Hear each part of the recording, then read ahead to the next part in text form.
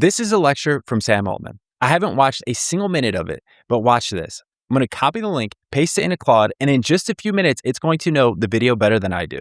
Not just because of the transcript, it's going to know the visuals, the charts, and the slides, the UI demonstrations, everything. Now, while it's processing, let me explain why this is such a big deal. Until now, every workflow I've used had the same exact problem. They could read videos, but they couldn't actually watch them. If a presenter said, take a look at this graph, Claude had absolutely no idea what the graph was talking about. If someone opened a dashboard, walked through a product demo, or highlighted something important on screen, Claude never saw any of it. It was basically trying to understand a movie after reading only the subtitles. And that meant it constantly missed the most valuable information. So I built a workflow that fixes that. Instead of giving Claude half the story, this gives it both the transcript and everything happening visually on screen. The result is Claude can now understand YouTube videos, Loom recordings, Instagram Reels, local MP4s, online courses, pretty much any video you throw at it in a completely different way. And by the end of this video, I'm going to show you exactly how this workflow works, why it's dramatically better than the transcript-only tools, why it costs way less than you'd probably expect, and how you can have the whole thing running on your own machine in less than 5 minutes. But first, let's see if this actually works. So let's start with something simple. Give me a summary of every major topic discussed in this video. Within seconds, it produces a complete breakdown of the entire lecture, not just a paragraph, a structured outline of every major section from beginning to end. Now let's make this a little bit harder. Tell me exactly when Sam switches from theory into practical examples. It gives me the timestamps. Now, what visual aids appeared during that section? Notice what happens. Instead of saying something generic like a slide was shown, Claude actually describes what appeared on screen. It understands the diagrams, the layout, the flow of the presentation. Let's push it even further. What graph appeared around the middle of the lecture and why was it important? Again, Claude explains not only what graph was showed, but why it mattered in the context of everything Sam was talking about. That's something transcript-only tools simply cannot do, because the transcript never contains the graph. It just says something like, take a look at this, or as you can see here. The words are meaningless without the visuals. But because Claude has both the transcript and timestamp screenshots from the video, it understands the complete picture instead of trying to guess what happened. And that's the moment this workflow completely changed how I consume content. Instead of spending 45 minutes watching every lecture, tutorial, or product demo before I can actually use the information, I can understand the entire thing in just a few minutes. But here's the part that surprised me the most. The trick isn't some expensive AI video model hiding behind the scenes. In fact, there isn't a video model involved at all. And only once you see how this pipeline actually works, you'll realize why it's both incredibly fast and surprisingly cheap. To understand why this workflow is different, you have to first understand why almost every existing solution falls short. Most AI video tools don't actually watch videos, they read transcripts. And at first, that sounds perfectly reasonable. After all, if Claude can read thousands of pages of text, surely a transcript should be enough.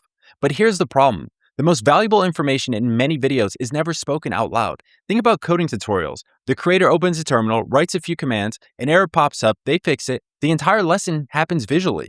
The transcript might only say, now let's change this file, or as you can see, this issue right here. Claude has absolutely no idea what this file is or what this issue actually looks like. The exact same thing happens with product demos.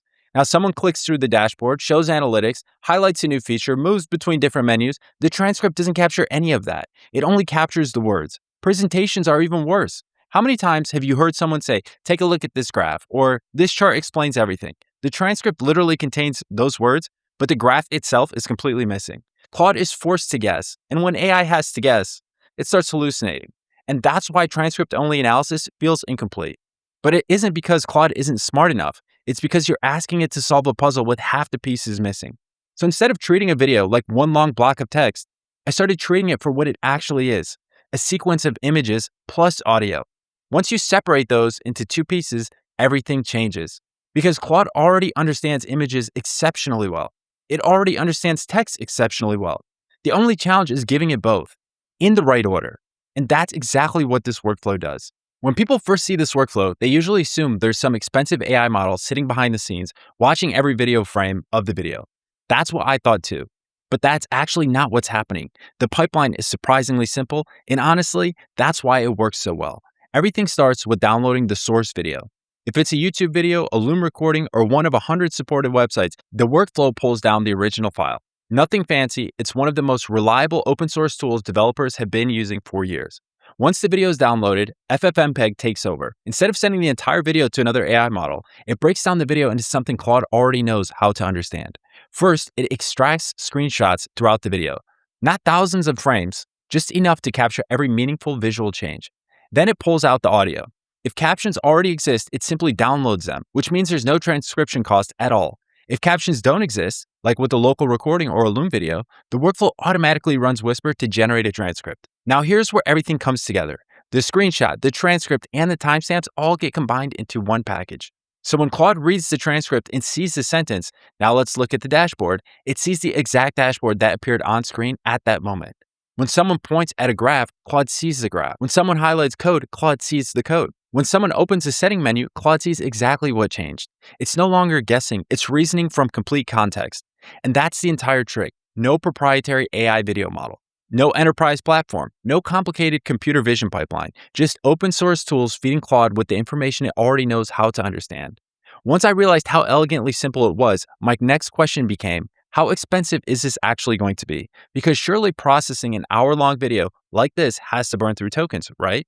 Whenever I show this workflow, I always get the exact same question. This has to be expensive. And honestly, that's exactly what I thought when I first started building it. I assumed every video would burn through thousands of tokens, require expensive APIs, and eventually become too costly to use every day. But after weeks of testing, the opposite turned out to be true. The workflow is actually much more efficient than you'd expect. The biggest reason is that Claude isn't looking at every single frame of the video. Think about it. A 1-hour video contains over 100,000 individual frames. That's completely unnecessary. Most of those frames are almost identical. Instead, the workflow intelligently captures snapshots throughout the video. Just enough for Claude to understand what's changing on screen, whether it's a new slide or a different dashboard, a coding window, or a product demo. For longer videos, it automatically limits how many screenshots it collects, so your token usage stays surprisingly consistent. That means processing a 1-hour lecture isn't dramatically more expensive than processing a 20-minute one. And in real-world use, most videos end up costing around $1 in Claude usage, sometimes less, depending on which Claude model you're using and how much context you decide to include. The transcription side is even cheaper. For YouTube videos, captions already exist most of the time. So instead of paying to transcribe the audio, the workflow simply downloads those captions for free. No API calls, no transcription bill, no waiting around. Whisper only gets used when captions don't exist. So think of Loom recordings, screen captures, Instagram videos, or local MP4 files. For those, I've been using Grok's hosted Whisper endpoint because their free tier has more than enough for everything I've tested. In fact, after processing dozens and dozens of videos, I still haven't needed to pay anything for transcription. Could you optimize this even further? Definitely. There are plenty of ways to reduce token usage even more. You could sample fewer frames, compress images more aggressively, or only process specific sections of longer videos. But honestly, I don't even think about the cost anymore, because once I realized I could process an hour of content for the price of a cup of coffee, my entire mindset changed. I stopped asking, is this video worth processing? And started asking, what can I learn next? Because that's when this stopped feeling like a cool AI demo and started becoming something I use almost every single day. And once you start using it that way, you realize the real value isn't watching videos faster. It's what you can actually do with everything Claude learns. Now, this is the part where most people start thinking, okay, that's cool, but what would I actually use this for? And that's the wrong question. Because once you start thinking about videos as searchable knowledge instead of something you have to watch from beginning to end, you start seeing opportunities everywhere. For me, the biggest one is YouTube research. Let's say someone uploads a 45-minute breakdown of their business. Normally, I'd have to sit there, watch the whole thing, pause every few minutes, take notes, rewind sections, and hope to remember where they said something important. Now I just paste the URL into Claude. And a few minutes later, I can ask things like, what was the business revenue? How did they grow? Where are they looking to expand to different markets? Who are their competitors? Why are they growing so slow? Why are they growing so fast? What is the outlook for this business? Instead of spending almost an hour taking notes, I can jump straight into asking questions. And because Claude understands both the visuals and the transcript, the answers are dramatically more useful. But YouTube is just one example. Think about developers. Imagine recording your screen while chasing a bug. Normally, you'd scrub backwards and forwards through the recording, trying to remember exactly when something broke. Instead, you give the recording to Claude and ask, when did the interface first change? What happened immediately before the error? Why did the application crash? Instead of manually reviewing 30 minutes of footage, Claude can walk through the entire sequence in seconds. The same thing applies to meetings. If you've ever sat through a 1-hour Zoom call, you know how painful it is trying to remember who said what. Now imagine asking what decisions were made. What action items did everyone leave with? When did we talk about pricing? Which slide did we decide to move forward with? Suddenly your meetings become more searchable. Courses become searchable. Training videos become searchable. Product demos become searchable. Client recordings, even podcasts, significantly more useful. Because Claude isn't just searching words anymore, it's searching everything that happened. And one feature I use constantly is processing only a part of a video. Maybe there's a 2-hour keynote. but I only care about the product announcement, and that starts around 45 minutes. Instead of processing the entire thing, I can tell the workflow exactly where to start, exactly where to stop, and Claude focuses only on that section. It saves time, it saves tokens, and it lets me zoom in on the parts that actually matter to me. That's where the biggest shift happens. After using this workflow for a few weeks, I realized I wasn't just analyzing videos anymore. I was quietly building something much more valuable, a knowledge base that kept getting smarter every single day. And I use Obsidian as my second brain to store all this knowledge. So when I need to recall it a month from now or 6 months from now, it's there and it's easy to get to. We have other videos on the channel about creating a second brain using Obsidian. We also have it inside of the Skool community here. And if you're interested in joining an AI community, we have it here on Skool.com, FFmpeg Plus. If that interests you, we'll see you there. Like and subscribe, and I'll see you in the next video.